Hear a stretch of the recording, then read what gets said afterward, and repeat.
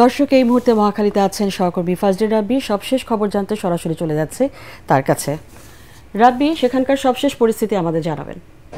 ধন্যবাদ নাবিলা। আপনি যেমনটি বলছিলেন যে এই তিতুমীর কলেজের আন্দোলন ঘিরে রাজধানীর প্রায় এই দিকটা অর্থাৎ গুলশান, বনানী এর আশপাশে তেজগাঁও মানে একেবারে স্থবির হয়ে আছে যানজটের কারণে। মানুষ কোথাও কোনো নড়াচড়া করতে পারছে না। আপনি জানেন যে অফিস সময় শেষ সময় কোনো প্রচণ্ড রকমের যানজটে মানুষ অতিষ্ঠ হয়ে রয়েছে। আর অন্য দিক থেকে আন্দোলনের কথা যদি বলেন, আপনি দেখতে পাচ্ছেন যে শিক্ষার্থীরা এখনও তিতুমীর বিশ্ববিদ্যালয়ের দাবিতে তারা আন্দোলন চালিয়ে যাচ্ছেন এবং তারা বলছেন যে যতক্ষণ পর্যন্ত তাদের দাবি বাস্তবায়ন না হবে ততক্ষণ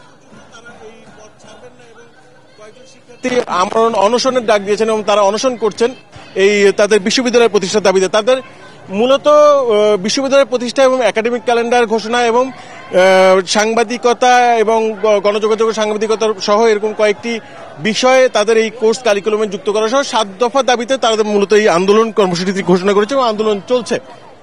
যে এবং আমরা কিছুক্ষণ আগে জানতে পেরেছি যে তাদের সাথে কথা বলার জন্য শিক্ষা মন্ত্রণালয়ের একটি প্রতিনিধি দল এখানে আসছেন, কিন্তু সেটি প্রায় ঘন্টা দেড়েক হয়ে গেল শুনেছি, কিন্তু তারা এখন পর্যন্ত এসে এখানে পৌঁছতে পারেনি। আপনি যেমনটি বলছিলাম যে প্রচণ্ড জ্যাম, প্রচণ্ড রাস্তাঘাট, মানুষ এদিকের মানুষ স্থবির হয়ে পড়েছেন এবং তারা মানুষের কথা যদি বলি তারা প্রচণ্ড বিরক্ত হচ্ছে এবং তারা বলছেন যে তাদের এই সমস্যার সমাধান যত দ্রুত করা যায় এবং শিক্ষার্থীদের সাথে কথা বলে এর একটি সমাধান আসলে বের করা উচিত।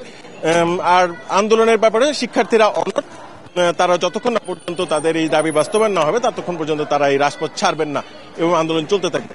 নাবিলা, এই পর্যন্ত আমার কাছে সব। ধন্যবাদ রাব্বি আপনাকে।